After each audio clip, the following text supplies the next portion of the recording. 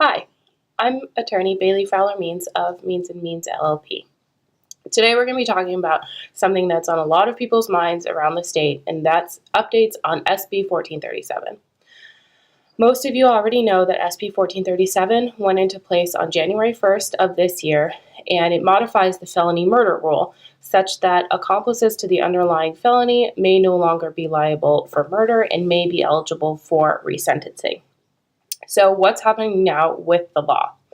Well, around the state, district attorneys' offices are putting up constitutional challenges to the law, which was somewhat anticipated, but also at the same time obviously disappointing.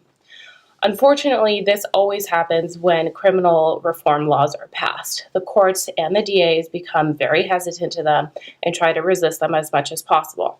Usually what happens is these types of criminal reform laws have to go to the appellate courts and eventually to the California Supreme Court before anything is resolved. However, there have been some good results around the state, and we'll kind of walk through what constitutional challenges are being brought by district attorneys' offices, what those arguments look like, and talk about some of the counties in which resentencings have occurred or not occurred.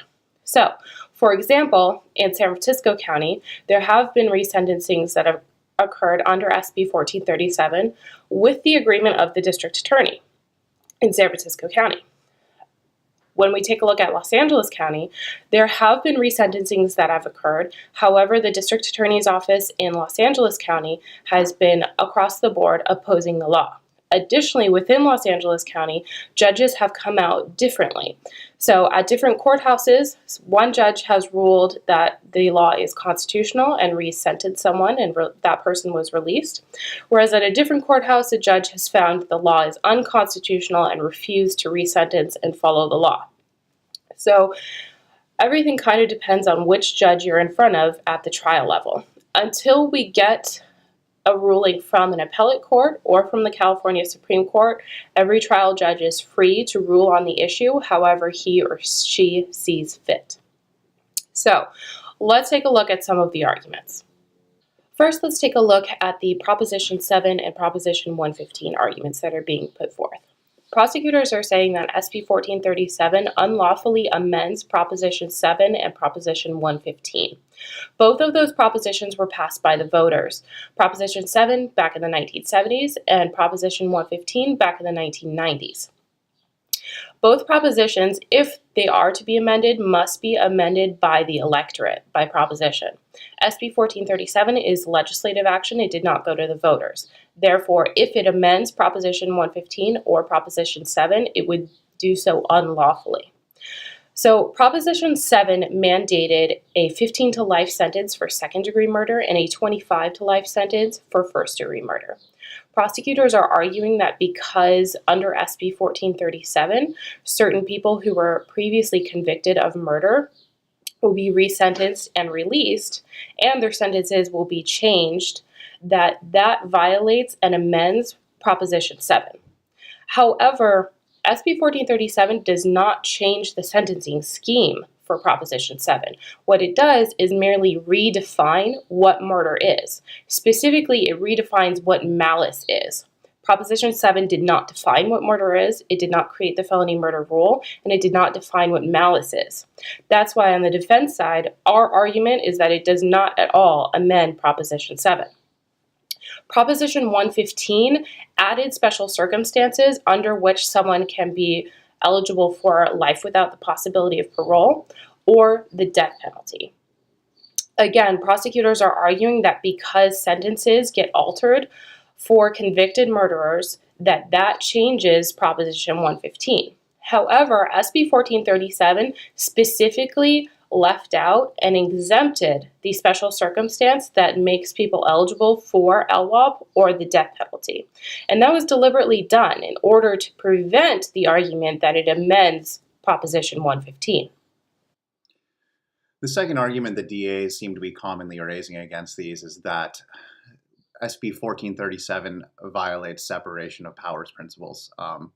Everyone probably remembers a little bit about separation of powers from their high school civics classes. You have a judicial, an executive, and a legislative branch. And theoretically, they're not supposed to be exercising the powers of each other.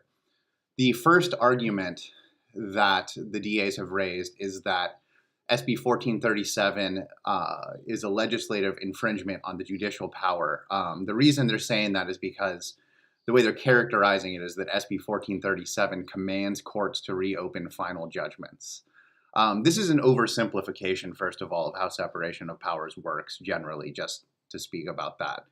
But even when we talk about final judgments are not immune from being reopened. Final judgments are not immune from being re-examined.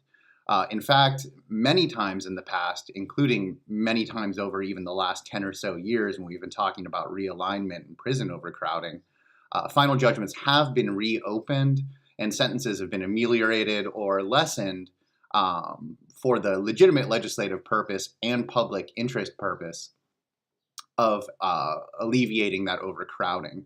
So California actually has a long history of this kind of retroactive revisitation of sentences.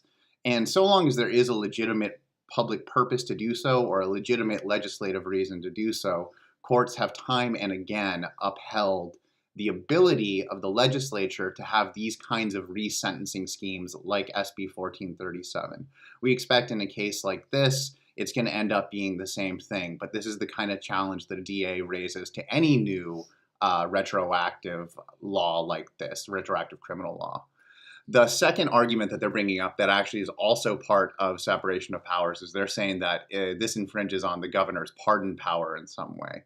Their reasoning in this seems to be that because people's sentences are going to be lessened, that in itself constitutes an act of leniency and therefore is similar to a commutation, which is something that the governor is permitted to exercise. It's part of the executive branch, executive powers.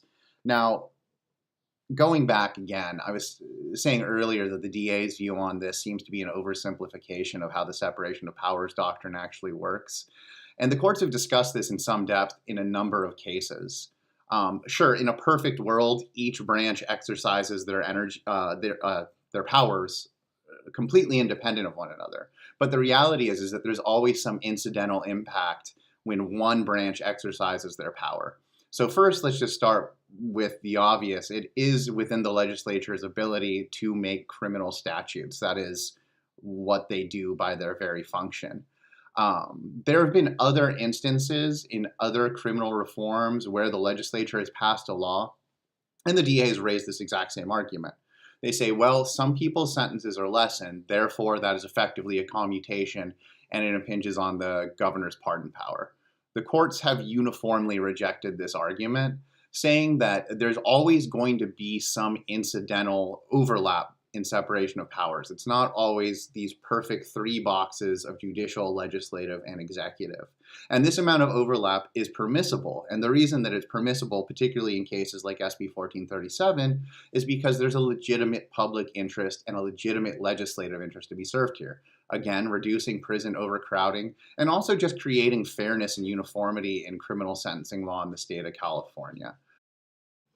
The final argument that DAs are making against SB 1437 is that it violates Marsy's Law. You may be more familiar with Marsy's Law as the Victim's Bill of Rights. Specifically, what prosecutors are saying that it does is that it infringes on the victim's right to finality as created under Marsy's Law. There are a number of problems with this argument. The first is the very definition of finality in the context of the Victim's Bill of Rights, and Marsy's Law is pretty poorly defined. The concept of finality can be seen all over other criminal case law, but what we see through those other criminal case law is actually something that kind of goes back to what we were talking about with the judicial separation of powers, the idea of final judgments, the idea of finality, is that finality often has to yield for legitimate legislative purposes. And this kind of makes sense if you think about the long history of California resentencing laws. If this argument were true, that any of these kinds of resentencing laws violate the victim's right to finality, it would be impossible to have criminal justice reform. These kinds of arguments have been met in other contexts by the court, and the court again says that finality has to yield, or the interest in finality has to yield to the public interest of actually kind of achieving this fairness in sentencing and also alleviating prison overcrowding, because everyone knows what a big issue that is in California. Again, this is a similar argument the DAs generally raise whenever this kind of resentencing law comes up. So we hope this informational video has been helpful for you and your loved ones regarding the updates on SB 1437 and what's going on around the state. If you have any questions about SB 1437, you think your loved one might be eligible for it, or you're just curious about the process or what's going to happen within the courts, feel free to give us a call. We're happy to talk about the law and what could be possible for your loved one. I'm Bailey Fowler Means. This is Todd Means. We are Means and Means LLP.